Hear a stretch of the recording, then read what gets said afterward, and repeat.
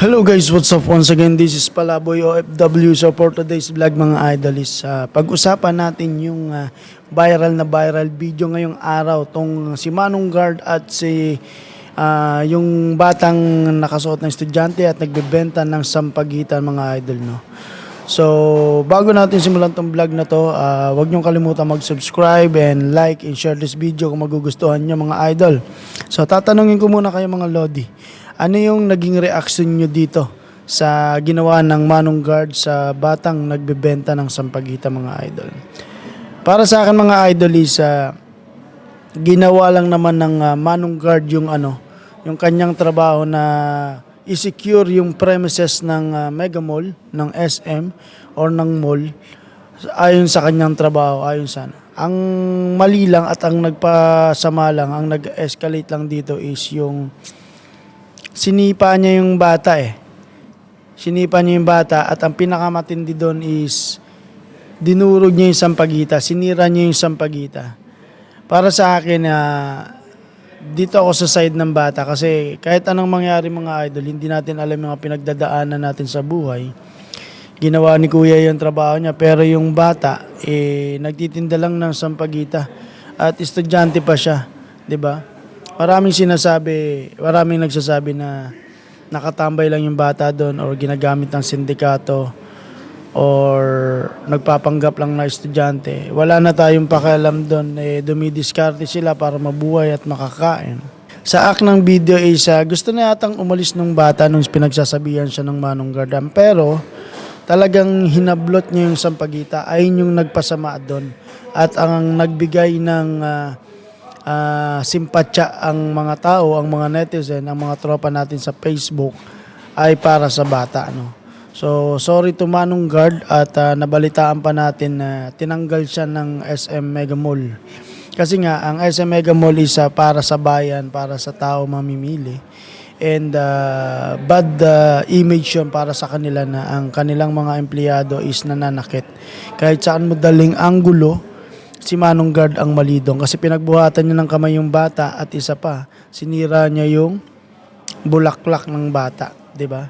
So, okay sana na ipaalisin niya, aalis naman yung mga 'yon. At nakakaintindi naman yung mga bata, pero yung ipagbuhatan mo ng kamay at sinira mo pa yung sampagitan ng bata, ibang usapan 'yun. So, para sa akin, doon ako sa bata kasi naawa ako kasi lahat tayo may pinagdadaanan sa buhay. Si Manong Guard, yung estudyante, pero lahat naman tayo gustong mabuhay at makakain sa araw-araw sa kahit anong paraan, di ba? So, kung sisirain mo yung konting diskarte ko, kahit ako magagalit di ba? So, para sa aking opinion lamang. Ikaw, Lods, anong opinion mo sa ginawa ng gwardiya patungkol dito sa bata, no? Then, basahin natin yung mga naging komentaryo ng mga netizen sa Facebook. Ang sabi dito, minsan kasi ginagawang props yung uniform na estudyante ko, no? Para madagdag pa awa effect. Madaming ganyan sa MOA, nakausap namin yung isa sa kanila kung saan nag-aaral. Sabi, pinasuot lang daw sa kanila yung uniform.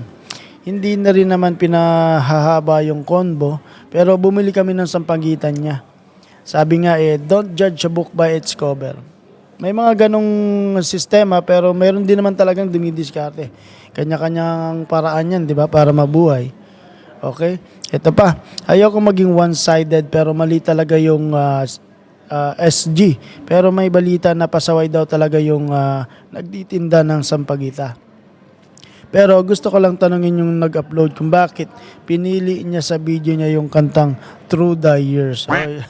Isa yun sa nagpa-trending dito sa video. Yung kanta na yun kaya lahat ng mga, alam mo na mga pusong mamon ng mga Pilipino is nadala dahil din sa kanta. Pagbawal kasi bawal, napiko na rin siguro yung Guard. Although sumobra yung pag-handle niya, kaso ang mahirap sa atin sa Pinas, walang bawal-bawal at emosyon palagi ang pinahiral. So, isa pa yun.